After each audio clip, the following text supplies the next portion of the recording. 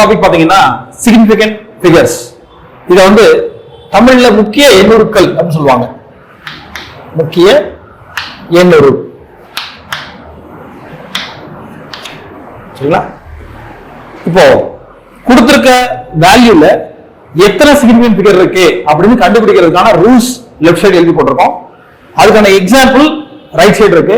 So that இதுல இருந்து வர்ற சிக்னிபிகன்ட் ஃபிகர்ஸோட, அதாவது முக்கிய எண்ணுருக்களோட எண்ணிக்கை இதுல நம்ம எழுத போறோம் ஒவ்வொன்றா. அப்படி எழுதிட்டு வரும்போது சிக்னிபிகன்ட் ஃபிகர்ஸோட கவுண்ட் நமக்கு தெரிஞ்சிடும். எதுக்கான இது வந்து பாத்தீங்கன்னா சிக்னிபிகன்ட் ஃபிகர்ஸ் இந்த கால்குலேஷன் வச்சு தான் சிக்னிபிகன்ட் ஃபிகர்ஸ் பேஸ் பண்ண क्वेश्चंस நீட் அண்ட் ஜேஇ வரப்போகுது. அதாவது क्वेश्चंसல ஒரு டயமீட்டர் அல்லது டென்சிட்டி இந்த மாதிரி क्वेश्चंस கேக்குறாங்க. எதர் பேசிக்கான arithmetic operation, multiplication, addition, subtraction, division இந்த மாதிரி ஆபரேஷன்ஸ் பண்ணும்போது சிக்னிபிகன்ட் ஃபிகர்ஸை வச்சு எப்படி கரெக்டான ஆன்சருக்கு டிரைவ் பண்றது அப்படின்னு பார்க்க போறோம். இதுதான் வந்து இதுல நம்ம பண்ண வேண்டியது. அதுக்கு நம்ம சிக்னிபிகன்ட் ஃபிகர்னா என்ன, அது எப்படி கால்குலேட் பண்றது நமக்கு தெரிஞ்சிருக்கணும். சரிங்களா? அப்பதான் பண்ண முடியும். ஓகேவா? இப்போ ஃபர்ஸ்ட் ரூல் நம்பர் 1, நான் ஜீரோ. சரிங்களா? Numbers are if they are நான் ஜீரோ, ஜீரோ நம்பர் ஜீரோவே இல்ல அப்படின்னா அது எல்லாமே சிக்னிபிகன்ட் ஃபிகர் தான். எக்ஸாம்பிள் பாருங்க, 1 2 8 ஜீரோ இல்ல. அப்போ நம்பர் ஆஃப் சிக்னிபிகன்ட் ஃபிகர்ஸ் எவ்வளவு இருக்கு? 3 3 சிக்னிபிகன்ட் ஃபிகர்ஸ் இருக்கு. சரிங்களா? இப்போ அடுத்து இன்னொரு எக்ஸாம்பிள் பாருங்க, 4.567 இது எத்தனை ஜீரோஸ் இல்ல. அப்போ ஜீரோஸ் இல்லனா கொடுத்திருக்கிற எல்லா நம்பருமே சிக்னிபிகன்ட் தான். சரிங்களா? சரி, இன்னும் முக்கியம் அப்படின்னு அர்த்தம். 4.567 எத்தனை இருக்கு? 1 2 3 4. So 4 significant figures are there. சரிங்களா? செகண்ட் ரூல் பாருங்க, ஜீரோஸ் பிட்வீன் நான் ஜீரோ. சரிங்களா? இது பாருங்க, ரெண்டு நான் ஜீரோ நம்பர், 2 நான் ஜீரோ 2 நான் ஜீரோ, ரெண்டுக்கு இடையில ஒரு ஜீரோ இருக்கு. அப்போ தி ஜீரோ பிட்வீன் நான் ஜீரோ. அப்ப ஜீரோ அல்லாத எண்களுக்கு இடையில இருக்கிற ஜீரோ கூட சிக்னிபிகன்ட் தான். அதான் ரூல். 1 2 3 மொத்தம் 3 நம்பர் ஆயிடுச்சு. இந்த ஜீரோ கூட ரெண்டு நான் ஜீரோ நம்பருக்கு இடையில இருந்ததுனால சிக்னிபிகன்ட்டா மாறுனதுனால இந்த இடத்துல நீங்க 3 போட்டுக்கலாம். சரிங்களா? இந்த எக்ஸாம்பிள் பாருங்க, 5 2 இது ரெண்டு நான் ஜீரோ, இதுக்கு இடையில டெசிமல் இருந்தாலும் சரி இல்லனாலும் சரி. அதனால இந்த மாதிரி ரெண்டு எக்ஸாம்பிள் எழுதிருக்கோம். இது டெசிமல் இருக்கு, இதுல டெசிமல் இல்ல. சரிங்களா? அப்போ 2 0 2 இதுல 0 சிக்னிபிகன்ட் மாதிரி இங்க 5 0 0 2. சரிங்களா? இந்த பாயிண்ட் இருந்தாலும் சரி இல்லனாலும் சரி இதுவும் சிக்னிபிகன்ட் தான். So total 1 2 3 4 significant figures are there. சரிங்களா? அடுத்து if value is less than 1. சரிங்களா? less than என்ன அர்த்தம்? 0 பாயிண்ட்ல டெசிமலோட இருக்கு, வித் டெசிமல் பாயிண்ட். இது 0 கம்மியா இருக்கு, 0 கம்மியா இருக்க வேல்யூஸ். இந்த மாதிரி வேல்யூஸ் இருக்கும்போது பாயிண்ட்க்கு முன்னாடி உள்ள 0 நாட் சிக்னிபிகன்ட், இந்த பாயிண்ட்க்கு முன்னாடியும் சரி அப்புறமா வர நம்பரும் சரி இதுவும் நாட் சிக்னிபிகன்ட் தான். சரிங்களா? சோ அதுக்கு ஒரு 3 எக்ஸாம்பிள் எழுதிருக்கோம். சோ இதுல சிக்னிபிகன்ட் ஃபிகர் எத்தனை இருக்குன்னா 1 தான். இந்த 0 வந்து சிக்னிபிகன்ட் ஃபிகர் கிடையாது. சரிங்களா? அப்ப இதுல 1 2 3 இந்த 3 ஜீரோஸ்மே நான் சிக்னிபிகன்ட் ஆர் இன்சிக்னிபிகன்ட். அதுல இப்ப 2 தான் உங்களுக்கு சிக்னிபிகன்ட் ஃபிகரா இருக்கும். இதுல 2 சிக்னிபிகன்ட் ஃபிகர். அடுத்து இந்த 0 அப்புறம் ரிமைனிங் இருக்கிற ஒரு 4 0 இது எல்லாமே நான் சிக்னிபிகன்ட் தான். அப்போ மொத்த சிக்னிபிகன்ட்ல 1 தான். சரிங்களா? சோ இந்த ரூல் படி நம்பர் லெஸ் தென் 1. சரிங்களா? அதுல அப்ப 0 பாயிண்ட் தான் ஆரம்பிக்க போகுது. அப்படி ஆரம்பிக்கிற நம்பர்ல முன்னாடி இருக்க நம்பர் ஆரம்பிக்கிறதுக்கு முன்னாடி வரைக்கும் உள்ள எல்லா ஜீரோஸுமே நாட் a significant number. அப்ப ரிமைனிங் உள்ள நம்பர்ஸ் மட்டும் தான் சிக்னிபிகன்ட் ஃபிகர் கவுண்ட்ல நம்ம கன்சிடர் பண்ணிக்கிறோம். சரிங்களா? அடுத்து fourth rule, trailing 0 கடைசியா வர்ற ஜீரோஸ். சரிங்களா? இதுல பாருங்க, நம்பர்ஸ்க்கு அடுத்து கடைசியா 0 வருது, இதுல கடைசியா வருது. சரிங்களா? இதுல 0 முன்னாடி போட்டு அதுக்கப்புறம் கடைசியா ஜீரோஸ் வருது. இதுல பாருங்க, டெசிமல் பாயிண்ட் எங்க இருக்கு? 1 2 0 டெசிமல் பாயிண்ட் வச்சிருக்காங்க. டெசிமல் பாயிண்ட் வச்சுட்டாங்கன்னா இந்த 0 கூட சிக்னிபிகன்ட் ஃபிகர் நம்பர் தான். சரிங்களா? சோ இதுல டோட்டல் 3 சிக்னிபிகன்ட் ஃபிகர் இருக்கு. இந்த கேஸ்ல பாருங்க 5.00 அப்படின்னு இருக்கு. பாயிண்ட் வச்சுட்டாங்க. சோ தட் பாயிண்ட்க்கு அப்புறம் வர்ற ஜீரோஸ் கூட சிக்னிபிகன்ட் ஃபிகர் தான். அதனால இதுல 1 2 3 இந்த ஜீரோஸும் சிக்னிபிகன்ட் ஃபிகர் மாறிடுச்சு. சோ இதுல நம்பர் 3. இங்க பாருங்க, இந்த பாயிண்ட் இது லெஸ் தென் 1 ஆயிடுச்சு.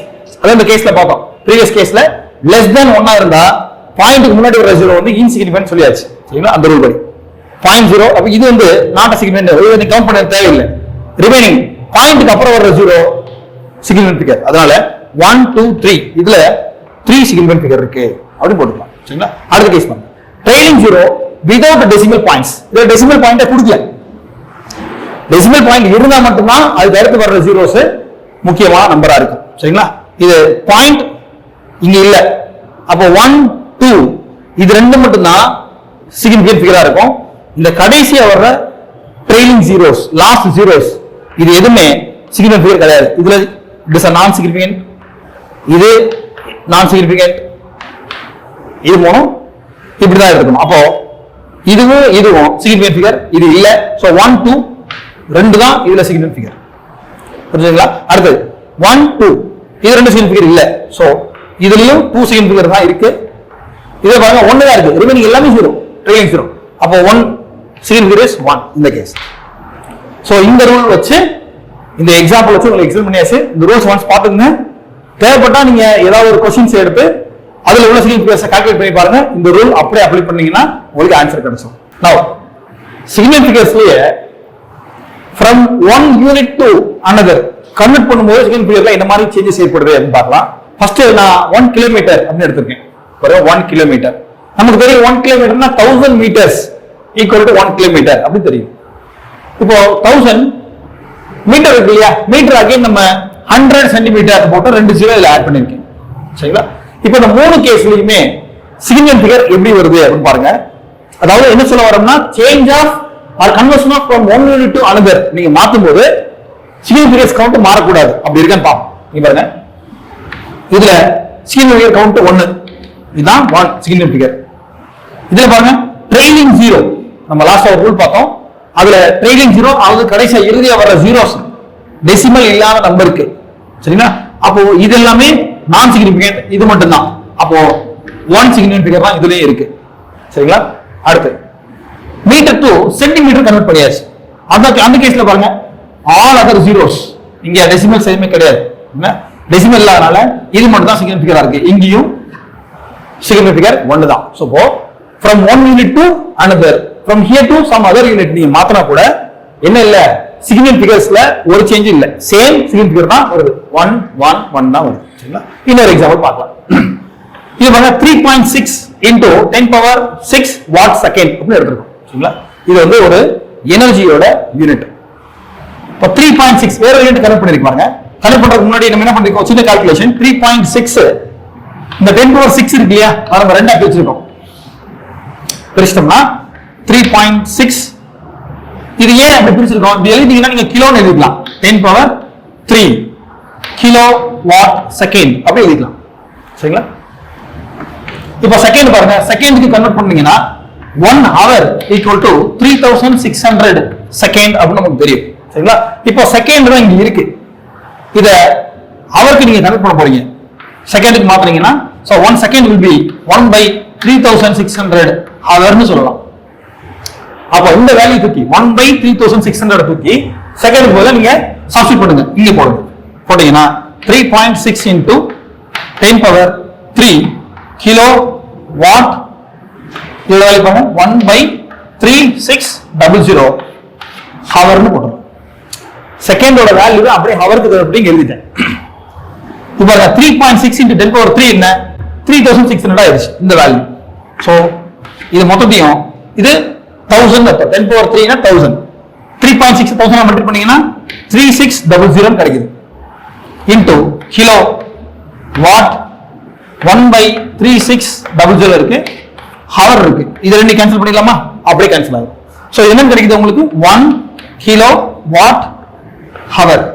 இது என்னது, நம்மளோட electrical domestic electric power consumption இருக்கு, எனர்ஜி கன்சம்ப்ஷன் அதோட யூனிட். சரிங்களா? நீங்க டொமஸ்டிக் எலக்ட்ரிக் எனர்ஜி கன்சம்ப்ஷன் அதோட யூனிட் தான். இது வேற ஒரு மாதிரி சொல்லலாம். அதாவது வாட் செகண்ட் சொல்லியிருக்கோம், அப்புறம் அதோட 10 பவர்ல மாத்தி கிலோ வாட் செகண்ட்ல சொல்லியிருக்கோம், அதுக்கப்புறம் கிலோ வாட் ஹவர்ல சொல்லியிருக்கோம். சரிங்களா? இதுல சிக்னிபிகன்ட் ஃபிகர்ஸ் கவுண்ட் எப்படி இருக்குன்னு பார்த்தோம். 3.6 10 power 6 வாட் செகண்ட். சரிங்களா? இது வந்து 3.6 10 power 6 ரெண்டா பிரிச்சிருக்கோம் இல்லையா? இதுல பாருங்க what is the significant figure 1, அப்ப மொத்தம் 2 சிக்னிபிகன்ட் ஃபிகர் இருக்கு அப்படின்னு போடுறோம். சரிங்களா? மொத்தம் 2 சிக்னிபிகன்ட் ஃபிகர் இருக்கு. இப்போ இந்த கிலோவாட் ஹவர்ன்றது தான் இந்த value. What is the kilowatt hour value, அதுதான் இது. சோ இதுதான் நம்ம 1 கிலோ வாட் ஹவர், அதுதான் நம்ம டொமஸ்டிக் எனர்ஜி கன்சம்ப்ஷன் அப்படி சொல்றோம்.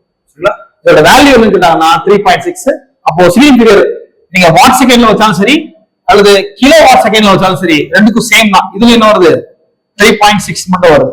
அப்போ இது நமக்கு என்ன தெரியுது, 10 பவர்ல நீங்க ஏதாவது வேல்யூ போறீங்க, 10 பவர் 3 போடலாம், 10 பவர் 5 போடலாம், அப்போ 10 பவர் அகைன் 3. அப்போ 10 பவர்ல வர்ற வேல்யூவை நீங்க சிக்னிபிகன்ட் ஃபிகர் கால்குலேஷன்ல கன்சிடர் பண்ண தேவையில்லை, அது விட்டுலாம். அப்போ 10 பவர் உள்ள வேல்யூ எல்லாம் விட்டுட்டீங்கன்னா நமக்கு ஒரு கன்சிஸ்டன்சி கிடைச்சிருச்சு. என்னதான் இருந்தாலும் நீங்க யூனிட்டை எப்படி நீங்க கன்வெர்ட் பண்ணாலும் சிக்னிபிகன்ட் ஃபிகரோட கவுண்ட் மாறவே இல்லை, ஒரே மாதிரி தான் இருக்கு. சரிங்களா? சோ அதுதான் இந்த பாயிண்ட் ஆஃப் கன்ஃபியூஷன் வர வாய்ப்பு இருக்கு. அந்த பாயிண்ட் ஆஃப் கன்ஃபியூஷன் எப்படி ரெக்டிஃபை பண்றது, சிம்பிளா ஒரு ரூல் வச்சுக்கோங்க, யூனிட் கன்வெர்ட் பண்ணும்போது சிக்னிபிகன்ட் ஃபிகரோட கவுண்ட் மாறாது, அவ்வளவுதான்.